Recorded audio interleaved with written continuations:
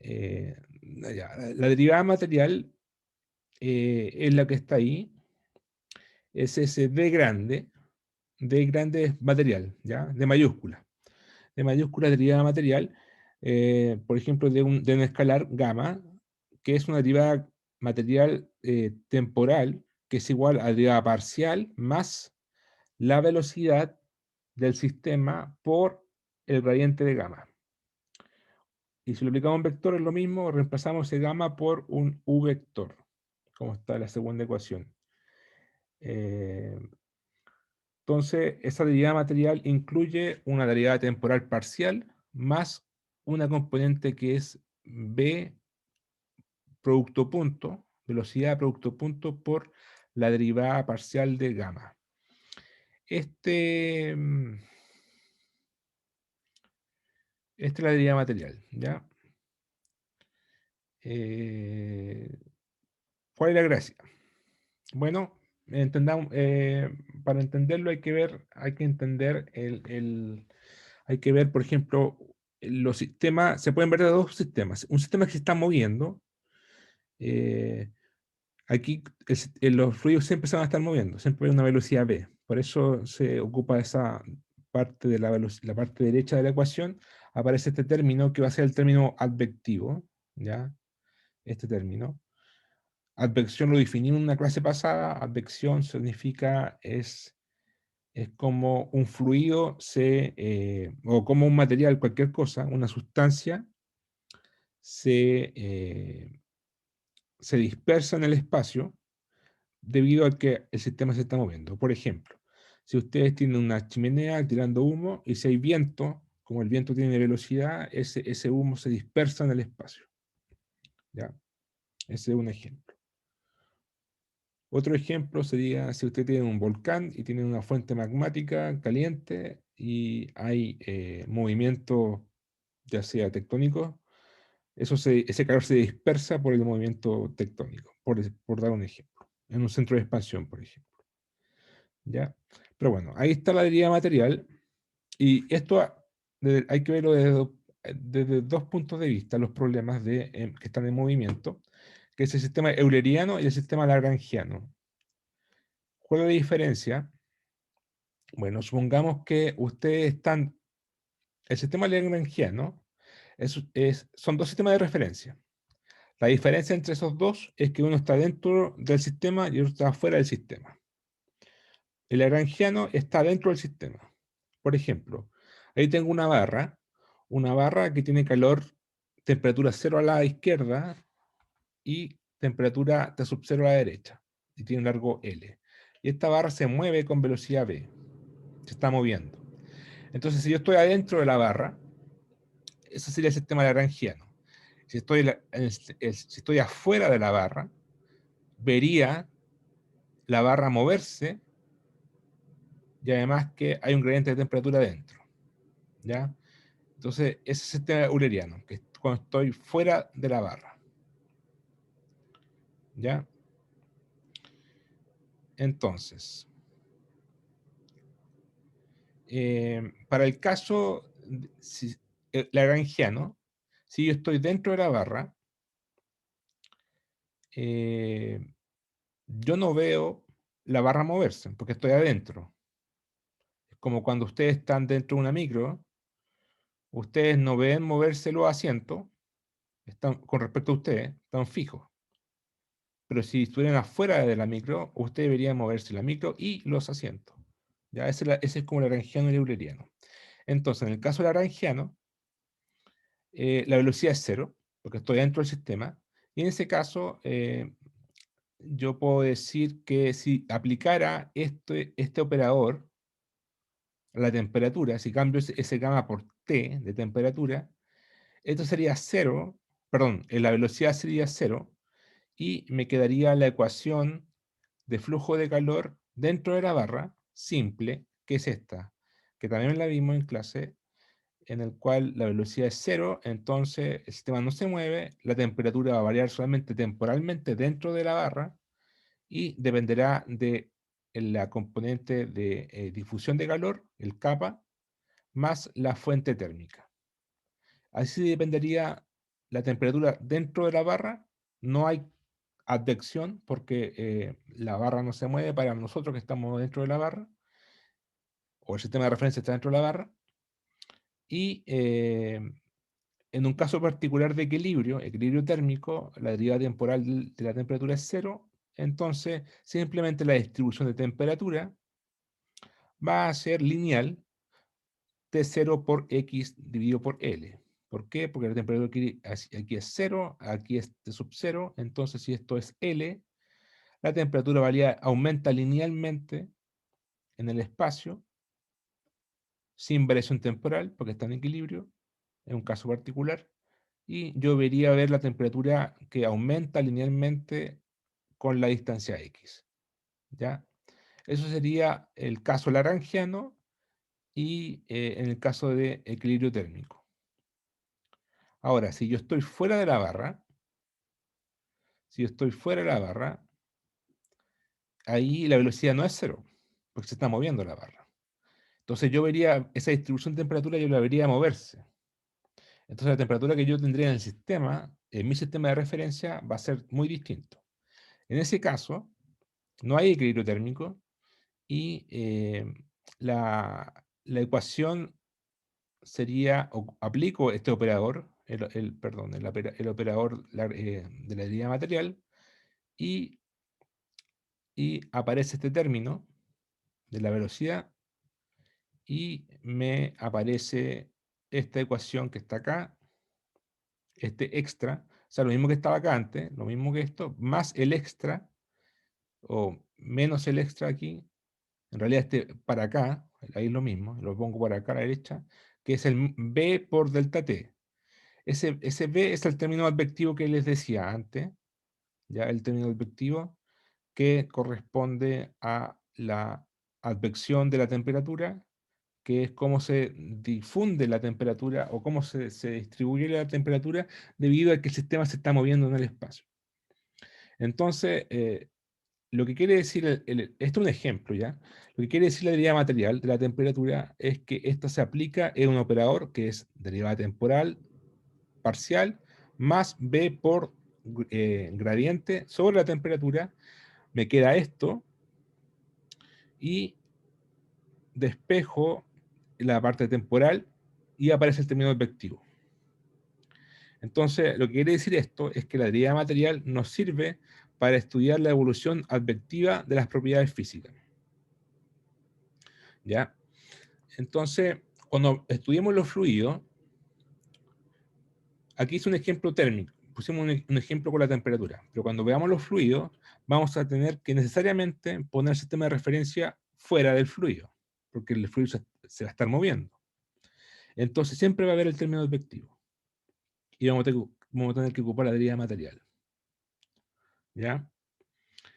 Eso es la gracia de esta herramienta matemática, de este operador matemático que es la derivada material. ¿Ya? Que no solamente va a variar por el tiempo, la derivada no solamente va a evolucionar en el tiempo, sino que también va a evolucionar en el espacio, porque el fluido se está moviendo. ¿Ya? Eso va a ocupar el sistema euleriano cuando trabajemos con los fluidos. Esa es entonces la primera definición, la derivada material. Después viene lo que es la primera ley, que es la conservación de masa, que ustedes la conocen, que en el fondo si yo tengo un material, un cuerpo, puede cambiar su densidad, puede cambiar su volumen, pero su masa se conserva, se mantiene constante.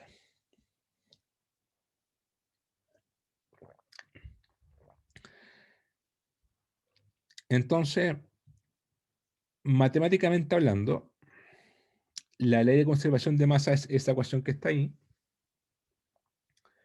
el cual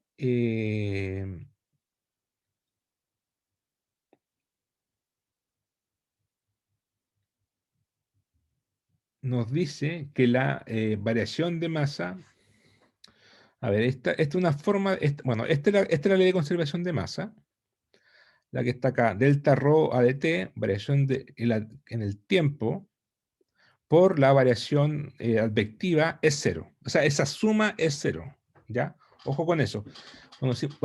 Cuando decimos que la variación de masa es constante, o que su variación es, perdón, cuando decimos que la masa se conserva, significa que la variación total, tanto espacial como temporal, es cero. O sea, esa suma es cero, ¿ya? Entonces, esta es la ecuación. Eh, para deducir esta ecuación, bueno, se puede ocupar la ley de Gauss, que es la forma más complicada de verlo, pero hay una forma más fácil, que es que esta que está acá. Voy a hacer un análisis dimensional de, de los diferenciales de la masa. Pero esta es la ecuación a la cual vamos a llegar. Ya la voy a demostrar cómo se llega a esto. Esta ecuación, si ustedes aplican este término, el gradiente sobre la densidad por la velocidad, les va a quedar, esto como una derivada de un producto, le va a quedar el gradiente de ρ por la velocidad, esto es un vector por vector, más ρ por la divergencia de la velocidad, que es un escalar, ¿cierto? Y si se dan cuenta, si toman este término con este término, es justamente la definición de la derivada material, de grande, de ρ a dt. ¿Ya? Entonces esta suma es la derivada material y esto es el ρ por delta, por el gradiente de B. Y esta es la ley de conservación de masa. ¿Ya? El caso particular en que la densidad es constante, en ese caso, la densidad es cero. Perdón, en ese caso la divergencia de la velocidad, o sea, esto, es cero. Si esto es constante, esto es cero, entonces esto tiene que ser cero.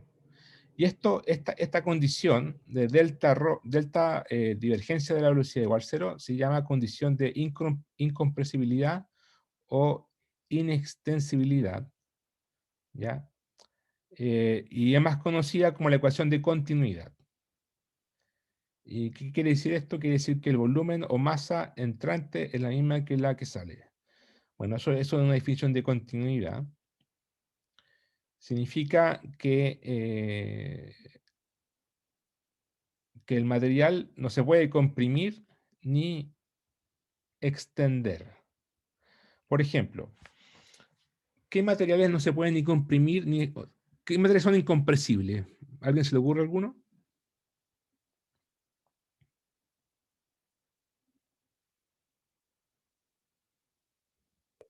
Em, el agua a veces se considera incompresible. O Claro, sea, porque si yo tomo el agua y la pongo en una bolsa, por ejemplo, y la trato de comprimir, se me va a desparramar, ¿cierto? Se va a romper y se me va a desparramar. En cambio, un sólido sí lo puedo comprimir, lo puedo compactar, ¿cierto? Una roca la puedo compactar, o una plasticina la puedo compactar. La tierra la puedo compactar. Pero bueno, tú dijiste el agua, pero en realidad cualquier fluido, bueno, no cualquier fluido, pero muchos fluidos cumplen esta condición. Otro ejemplo sería el aire, ¿no? O los gases. Los gases tampoco los puedo comprimir. Se, se, se, se dan por los lados o se revientan, ¿ya? Bueno, eso sería, entonces para los fluidos tenemos esta ecuación de continuidad, ¿ya?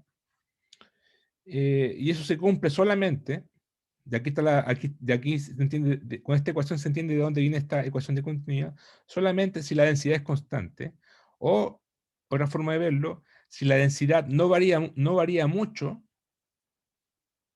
para una cierta longitud de onda. Por ejemplo, si yo estoy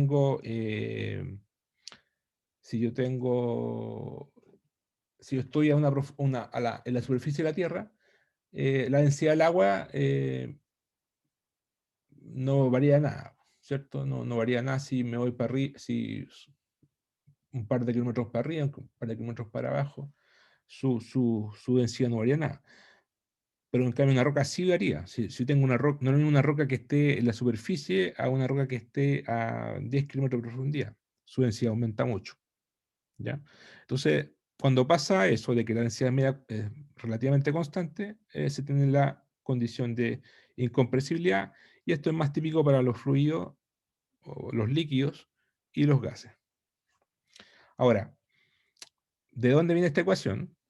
En realidad esta ecuación que está acá es la misma que está acá, es lo mismo.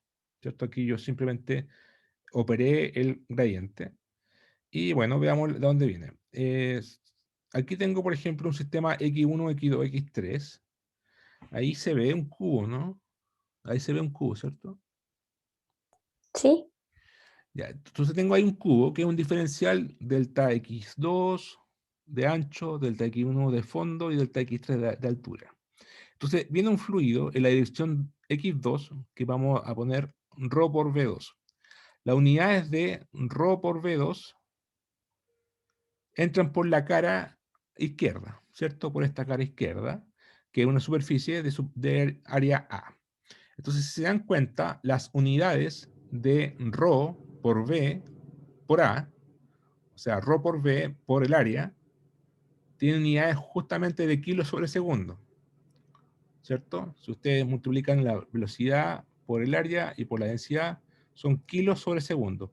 Es decir, es masa sobre segundo, y eso, ¿qué es lo que es? Eso es un flujo de masa. Es cuánta agua o cuánto, lo que sea, cuánto masa de fluido, cuántos kilos están entrando por segundo. Eso es un flujo, ¿ya? Entonces, en este ejemplo, entra con ρ por V2, a mayor velocidad entra más masa, obvio, ¿cierto? Más flujo. Y a mayor área también. Entonces, el área ahí va a ser, ¿cuánto es el área que está ahí? ¿Cuánto es el área izquierda? Viendo esa figura.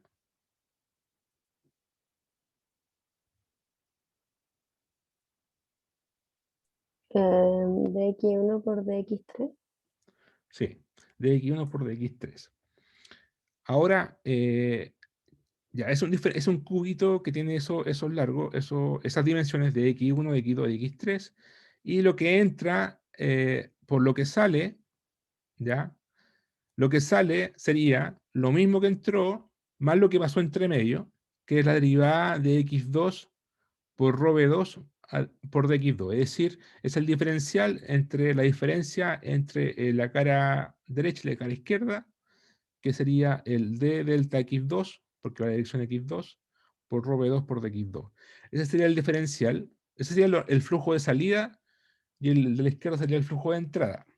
Entonces, si hacemos el siguiente análisis, el flujo de entrada en toda la cara A1 es igual a lo, lo que entra por el lado izquierdo, que es igual a ρb2 por dx1 por dx1 por dx3.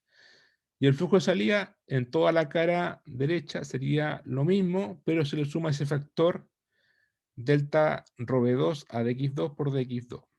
Entonces, si hacemos la diferencia, flujo de entrada menos flujo de salida, ¿ya? Nos va a quedar esto. Nos va a quedar esto. Y en el fondo se va a ir esta parte. Y me va a quedar delta a delta x2 por ρb2 por dx1, dx2, dx3. Porque se multiplica este por este por este. O sea, y todo esto es delta b. ¿Ya? Y fíjense que este flujo que estoy haciendo acá es solamente en la dirección x2. Como los flujos son tridimensionales, yo podría hacer el mismo análisis por todas las caras. Me quedaría, por ejemplo, que en la dirección x1, el flujo de entrada menos el flujo de salida sería menos delta x1, menos delta x1 por b1 por delta b. En la dirección x3 sería menos delta x3 por ρb3, ¿cierto? Porque es análogo a esto. Aquí tengo delta x2 y ρb2. Entonces sería el flujo de entrada menos el flujo de salida. Si lo digo al revés, flujo de salida menos el flujo de entrada, aquí este menos se va. Ahora, si sumo todos los flujos, la dirección X1, en la dirección X3, en la dirección X4, ¿ya? Se... aquí, claro, aquí en realidad acá hay un detalle. Aquí parece como un vector. En realidad este no es un vector, en realidad esta es la magnitud y esta es la dirección del flujo, ¿ya? Pero si yo saco aquí si yo saco la componente, son ecuaciones escalares, ¿eh? Entonces las puedo sumar. Entonces yo sumo lo que pasa en X1, lo que pasa en X2 y lo que pasa en X3, que en el fondo son tres ecuaciones, y me da esta suma. Me da menos delta X1 por rho B1, menos delta X2 por rho B2, menos delta X3 por rho B3, por delta B. Y esto es lo que entra menos lo que sale. Y eso debe ser igual a la variación de masa en el cubo, que es delta rho a delta T por delta B. Esto es la variación temporal la variación temporal de masa en el cubo, temporal. Y esto es lo que está a la izquierda, es espacial. ¿Y por qué tienen que ser iguales? Porque eso es la ley, porque tengo que conservar la masa. Lo que entra menos lo que sale, la diferencia, debe ser igual a su variación temporal en el tiempo. Y ahí estoy haciendo conservación de masa. ¿Ya? Ahí estoy imponiendo la ley de conservación de masa. Si reescribo la ecuación de la izquierda, esto que está acá es justamente un operador de divergencia. Esto que está acá es lo mismo que esto, menos rho por b, porque es la divergencia de rho por b. Divergencia es menos delta x1, menos delta x2, menos delta x3. ¿Ya? Con el menos. Y eso que está acá, y este delta b se da con este delta b de acá. ¿Ya? Se da los delta b. Y me queda esta ecuación. Y esta ecuación la puedo reescribir así. Si yo paso esto para la derecha, me queda así. Y esto es justamente la ley de conservación de masa. Entonces ahí demostré la ecuación, ¿ya? Que viene de conservar la masa en el espacio y en el tiempo. Hacerle igual. O sea, en el fondo la suma de las dos variaciones son cero. Esa es la ley de conservación de masa. Y como les decía antes, si ρ es constante, entonces delta B o la divergencia de la velocidad va a ser cero. Y eso es la condición de incompresibilidad o inextensibilidad. ¿Ya? Entonces aquí tenemos la primera ecuación para un fluido que vamos a ocupar, en donde la ley de conservación de masa se escribe así en función de la teoría material, o la puedo escribir así también si se quiere, en forma explícita, pero bueno. Ya definimos la teoría material, así que la podemos ocupar. O sea, la vamos a ocupar después bastante. Y ahí tenemos la primera ecuación. De aquí está lo que hablábamos antes, es que desde el punto de vista euleriano se tiene, claro, cuando hablo del sistema euleriano, estoy afuera del sistema y por eso ocupo, esa es la gracia, ocupo la teoría material, el D grande. Y me olvido si fuera lagrangiano, este D grande sería un D chico, un delta, un rho a delta T. Ya, no era el término advectivo.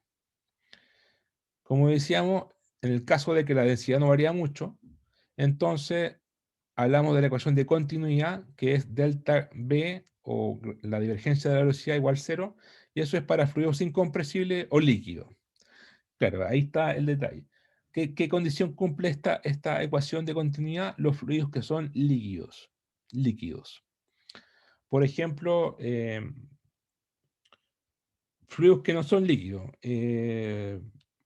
La miel, la mermelada, ¿cierto? Los que sí son líquidos, el agua, ¿ya? ¿Y por qué cumplen la ecuación de continuidad? Porque su volumen es muy aproximadamente constante y su densidad también, lo que hablábamos antes, su densidad también es constante en un rango grande de presión, o sea, o en distancia, en gran longitud de onda. En otras palabras, su volumen o su densidad no varía mucho para una gran longitud de onda. Entonces, los líquidos tienen la propiedad de que toman la forma de su contenedor cuando está sometido a la fuerza de gravedad. Por ejemplo, si ustedes toman un vaso y le ponen agua, el agua va a adquirir la forma del vaso. En cambio, si a ese vaso le colocan otro fluido, mermelada, por ejemplo, bueno, no un buen ejemplo de mermelada, pero algo más viscoso, como, no sé, silicona, por ejemplo, no solamente va a adquirir la forma del recipiente. Esa es la diferencia entre un líquido y un fluido no líquido. Eh, el aceite también es un líquido. Ya, ya, pues. Entonces, aquí yo siempre me equivoco. Según esto, un gas no es un fluido incompresible. El aire se puede comprimir. Eh, se puede, no sé, si varía su densidad. Bueno, es que eso no, el aire, el oxígeno son temas de meteorología. No sé si hay un meteorólogo presente. No lo vamos a ocupar para nada en el curso, por si acaso. Profe, esa era mi confusión al principio porque, no sé, por ejemplo, cuando uno toma una jeringa con aire y la puede como apretar un poco. Sí, sí, sí, yo también creo que entonces sí es compresible. Sí, yo también creo que un gas es compresible, un líquido no es compresible. Se revienta un líquido Claro. y un gas se puede, y se comprime, y si se comprime cambia un poco su densidad. Sí, yo creo que sí. Entonces ahí está la diferencia entre compresible y no compresible. Pero en otras palabras, algo incompresible es un líquido, ¿ya? Un líquido.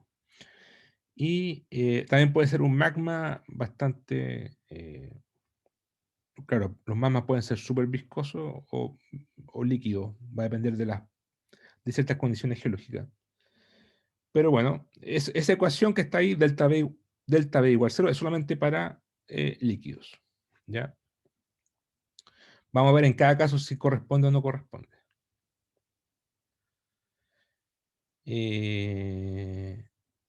Bien.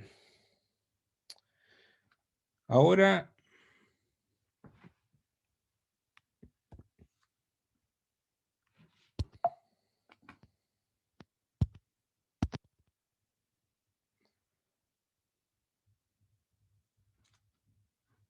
ya. Ahora sigamos entonces con las ecuaciones de fluido, que son varias.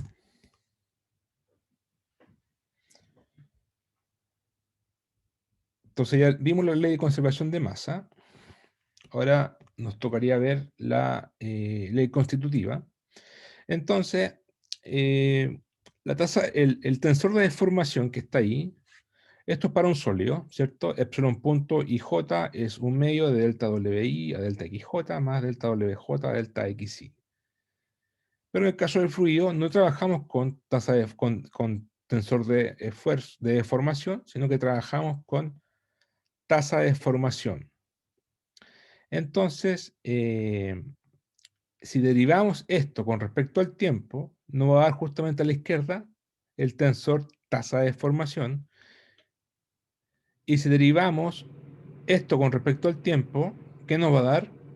¿Qué es lo que es la derivada de delta BI a delta T?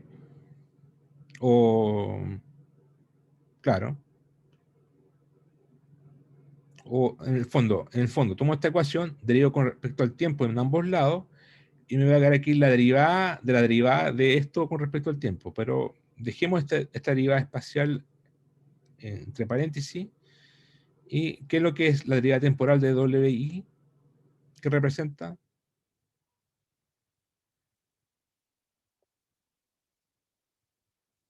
Si yo tomo WI y lo derivo con respecto al tiempo, ¿qué es lo que es?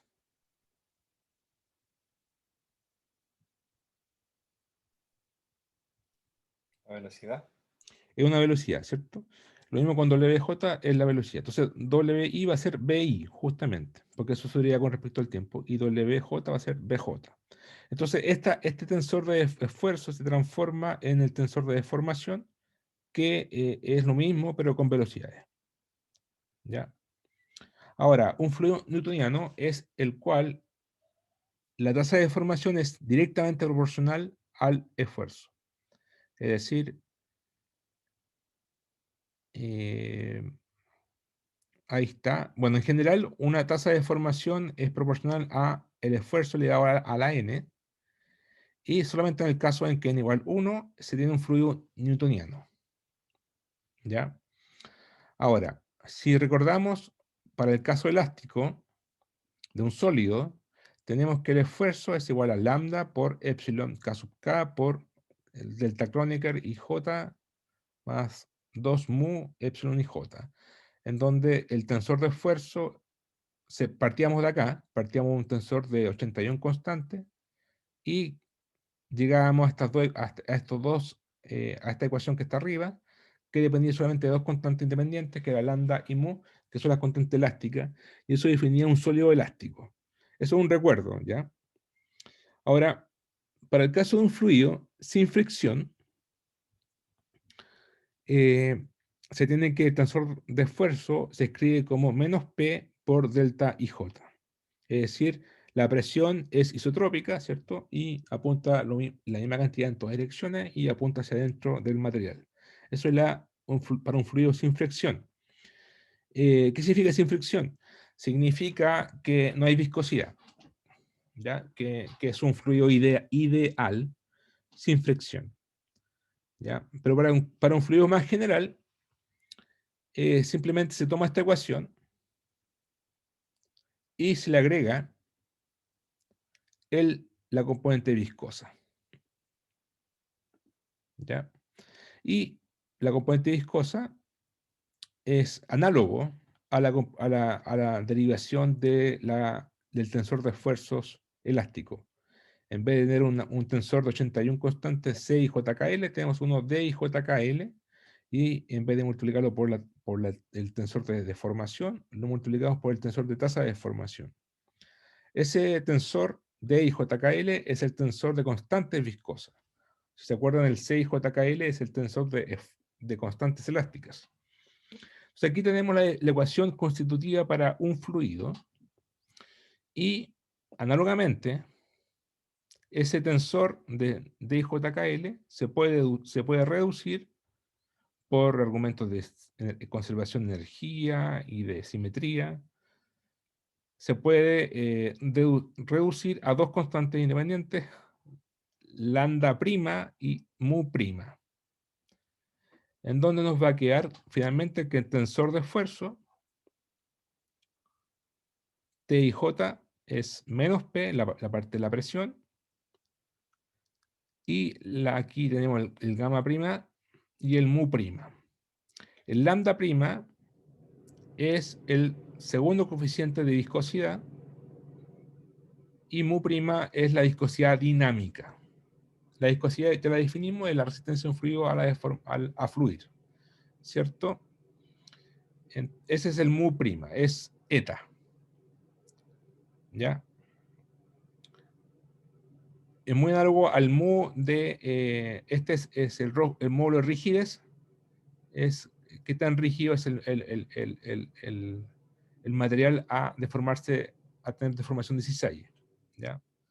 Entonces aquí el mu prima es la viscosidad, y aquí vamos a definir un concepto que es la viscosidad volumétrica capa prima, que corresponde a la presión hidrodinámica menos la presión media, dividido por la divergencia de la velocidad.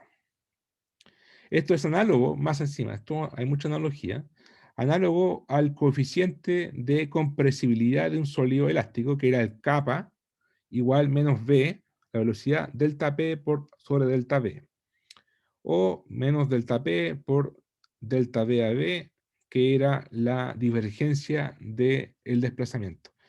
El capa elástico, el coeficiente de compresibilidad, me dice cuánto se deforma un material por un cambio de presión sobre un cambio de volumen dividido o normalizado por el volumen. ¿Por qué normalizado por el volumen? Porque es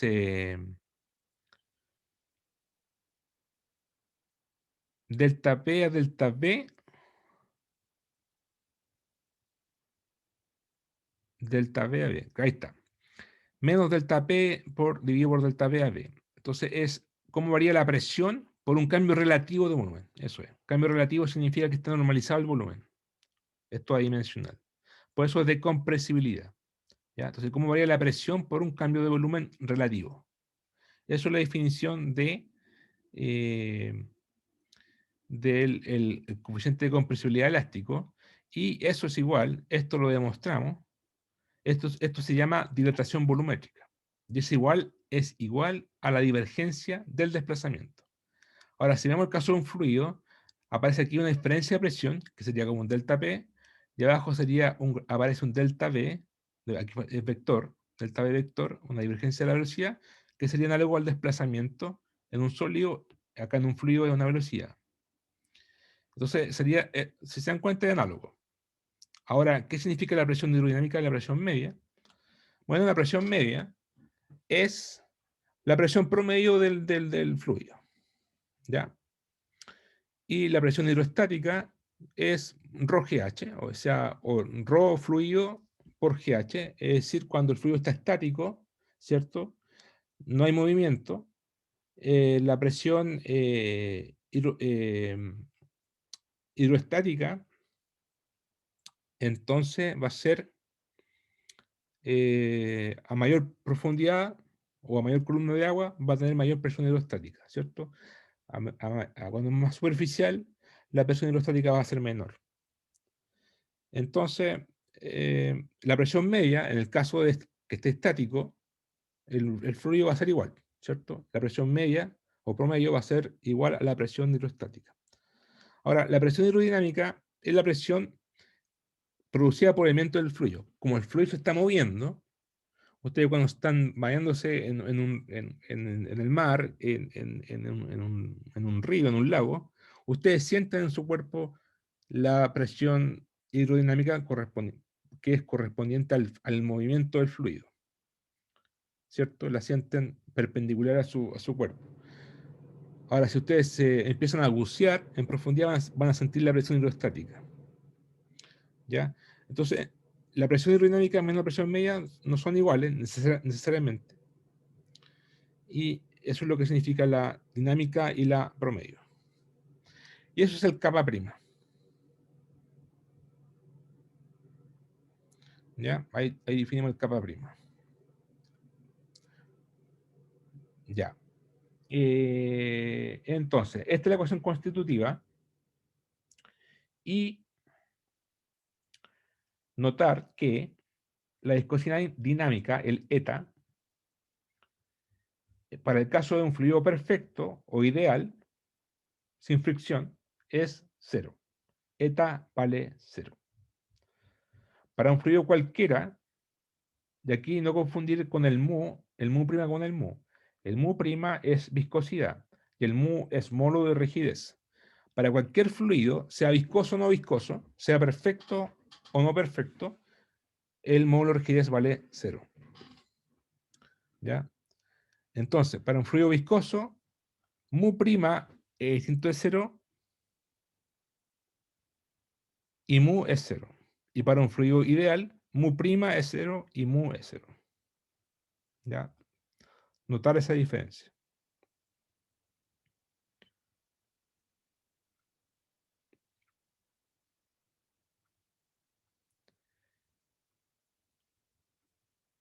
Entonces, si tenemos la ecuación volvemos a la ecuación esta que está acá, si pasamos el término de la presión hidrostática hacia la derecha, nos va a quedar esto en función de lambda prima y mu prima, Es decir, nos va a quedar, paso el P para la derecha, para la izquierda, y esto es justamente el esfuerzo diatórico, porque aquí estoy sumando la presión isotrópica, ¿ya? Entonces, esto es el diatórico. Entonces me queda solamente esto. Si yo desarrollo este término, el esfuerzo diatórico, la componente 1,1, va a ser lambda prima por epsilon k sub k por gamma sub 1,1, que es 1, más 2 mu por epsilon punto 1,1 en la componente 2. Va a ser lo mismo, pero cambio aquí el 1,1 por el 2,2 y aquí, bueno, aquí hay un 3,3 y 3,3. Si yo sumo verticalmente esto, me va a quedar T sub K D, es decir, la suma de este más este más este, es decir, la traza del tensor de esfuerzo diatórico. Y la suma de este más este más este es 3 gamma, 3 lambda por epsilon punto K sub K. Y la suma de este más este es 2 mus prima factor de epsilon punto K sub K. Me queda esta ecuación que está acá. Si yo, ustedes tienen que recordar que que la traza de un tensor de esfuerzos de vectórico, ¿cuánto vale? Siempre.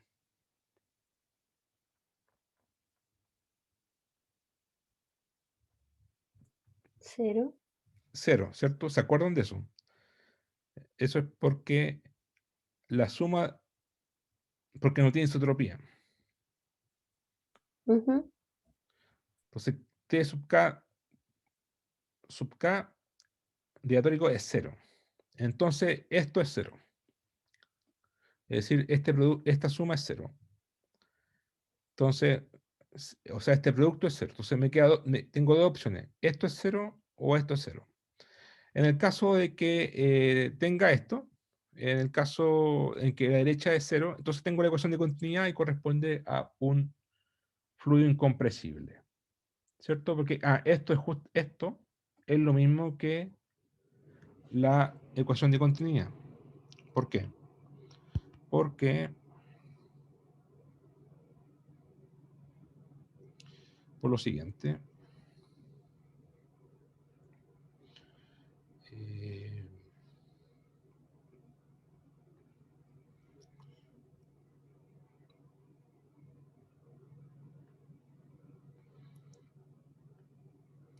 porque epsilon punto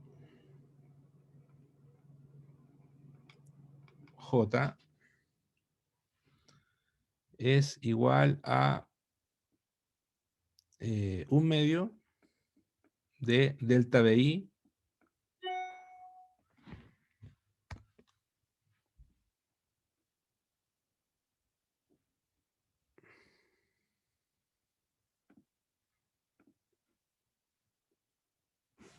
no me deja. De delta BI da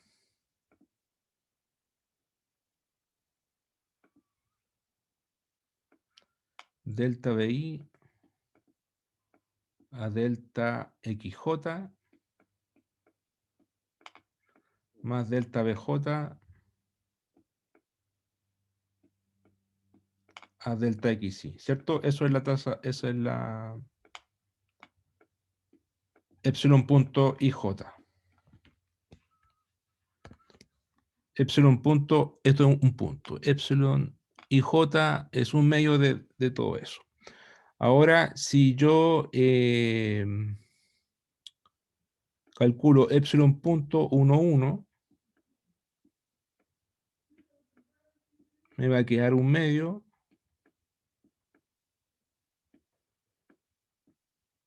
¿de qué?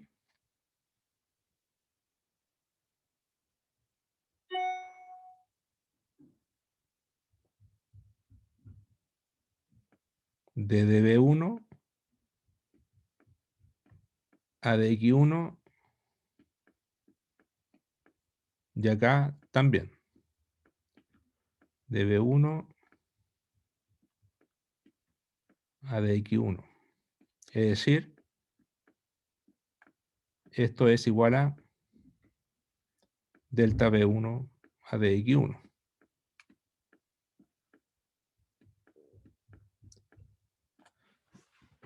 Entonces, epsilon, análogamente, epsilon punto 222 va a ser db2 a dx2.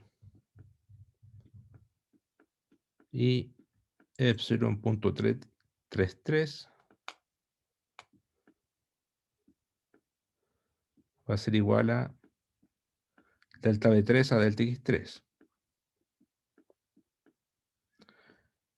¿Cuánto vale epsilon punto k sub k en función de lo otro, de esto, de lo epsilon? Esto es notación de Einstein. ¿Cuánto vale esto?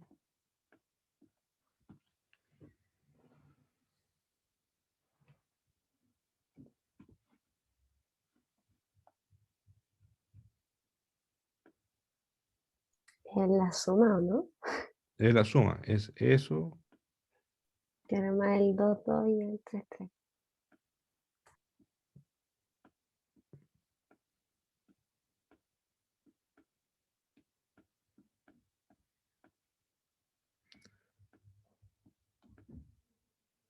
que es justamente la suma de este más este más este. ¿Y qué es lo que es la suma de este más este más este? La divergencia, ¿o no? La divergencia de la velocidad. ¿Ya? Entonces, en Ujú. conclusión, no se olviden el, la traza del tensor de tasa de deformación es la divergencia de la velocidad.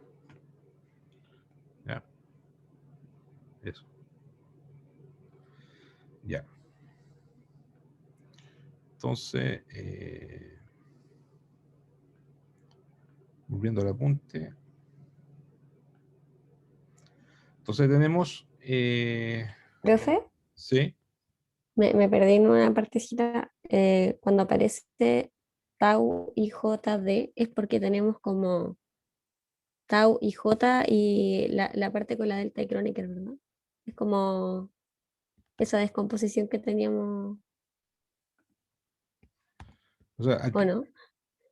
el tau y JD, En la parte de arriba. el tensor de esfuerzo teórico es el tensor total más la componente isotrópica. Claro, aquí en realidad es como un menos, pero porque este tiene un menos, es más, y me queda solamente la componente, la parte viscosa, es decir, el lambda prima por el epsilon punto k sub k por delta Kronecker más 2 mu prima por epsilon y j. Ah, Sí, ya me enchufé. sacamos, ignoramos esto y nos concentramos en este y en este, y tenemos la suma 1, 1, 2, 2, 3, 3, y nos queda esta ecuación, ¿cierto? Y entonces en el caso de continuidad, esto es cero, que es lo mismo que decir la divergencia de la velocidad igual cero, caso de continuidad, pero es un caso particular. Entonces el caso más general es que esto no sea cero y que esto sí sea cero, ¿ya? Eso en el caso más general, ¿ya? Entonces en el caso más general me queda que esto sea cero y esta condición, bueno, aquí yo despejo lambda prima va a ser igual a menos 2 mu prima tercio, y eso se llama condición de Stokes. Entonces yo reemplazo este lambda prima ahí, menos 2 tercios lambda mu, o sea, tomo este lambda prima de acá, lo reemplazo aquí, o acá atrás, ahí, y me va a quedar esta ecuación reescrita de esta forma. Menos 2 tercios mu prima epsilon punto k sub k delta ij más 2 mu prima epsilon ij. Entonces factorizo por 2 mu prima y me queda esta ecuación. ¿Qué es lo que es esto?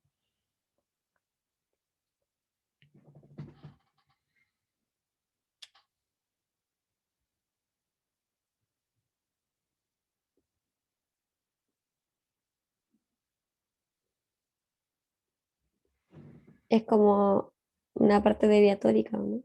Sí, es justamente el esfuerzo, el tensor de esfuerzo, tensor de tasa de deformación menos su parte isotrópica, es decir, es su parte deviatórica, es decir, es eso. Ahí está. Eso es el tensor de tasa de formación de Viatórico.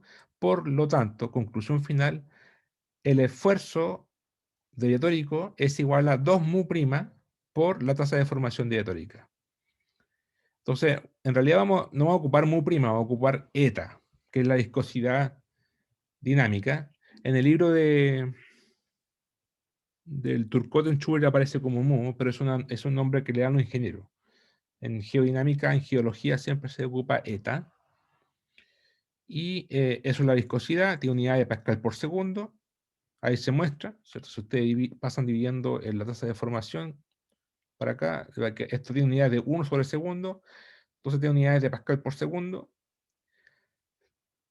Se ocupan la unidad Poise, 10 Poise es 1 Pascal por segundo.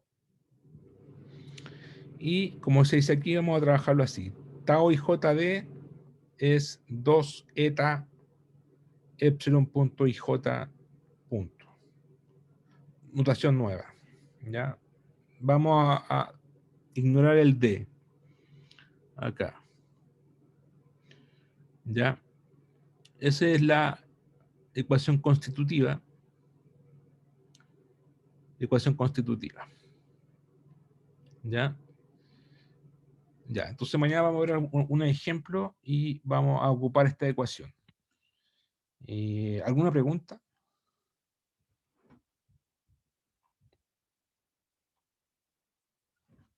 Esta viscosidad dinámica no es la viscosidad a la que nos hemos referido siempre, ¿verdad? La ¿O viscosidad sí? dinámica es la misma. Es la misma que nos hemos referido siempre, que es la resistencia de un fluido a fluir. Ah, ya. En el caso del agua, por ejemplo, vale 10 elevado a menos 2 Poise. En el caso del manto es súper alta, 10 elevado a 21, 10 elevado a 22. En el vidrio, 10 elevado a 19. Sal pura, 10 elevado a 21. Sal en la roca, 10 elevado a 17. Sal en roca. Bastante alta. Después mañana vamos, sí, mañana yo creo, vamos a definir lo que es la viscosidad cinemática, que es otra cosa. ¿Ya? Esto es la viscosidad dinámica, que tiene unidad de Pascal por segundo. La viscosidad cinemática tiene otra unidad. Ya. Bueno, mañana me dicen si tienen dudas de la tarea. Traten de verla para que me hagan las preguntas mañana. Y una pregunta mía, ¿el plan común está en paro? Por lo que tengo entendido, sí. Sí. O sea, no ha habido clase. O sea, el plan común, los 2 primeros años de pregrado, Claro, pero hasta donde sé son los únicos que se fueron a paro. No sé en realidad si habrán tenido clase o no, pero no deberían si es que se fueron a paro. ya, y piensan adherirse lo que están lo más viejos que plan común. Es una pregunta que se están haciendo como varias personas en realidad, pero no hay nada así como 100% seguro. O sea, como todo en veremos. Ya. Ah, ya. Bueno, me imagino que se va a votar de nuevo el fin de semana. Bueno. Ya, pues entonces, mañana seguimos y traten de avanzar con la tarea. Ya, les recomiendo no dejar al final. Ustedes saben, me viene el fin de semestre, así que no distribuir equitativamente las tareas en el tiempo, en lo posible. Ya, pues, sería. Chao. Chao, profe, gracias, cuídese. Chao, gracias, que estén bien. Igual. Pero